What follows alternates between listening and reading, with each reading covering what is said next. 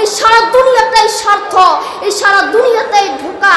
যেই আল্লাহ তাকে এত আদর যত্ন করে বাঁচিয়ে রেখেছেন, সেই আল্লাহর জন্য কোরআন পড়ে না, সেই আল্লাহকে অপমান করে, সেই আল্লাহর সাথে শিরক করে, সে আল্লাহর গজবে পড়বে, সে জাহান্নামে পড়বে। ঠিক কিনা?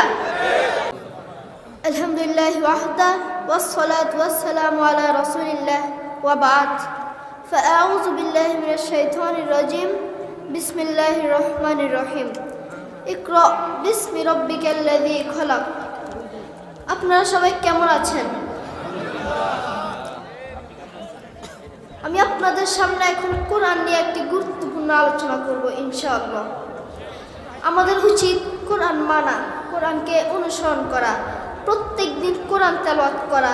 পৃথিবীর যেখানেই থাকো না কেন আল্লাহর এই কোরআনকে মানো, এই কোরআন একদিন তোমার কাজে আসবে। ঠিক কিনা?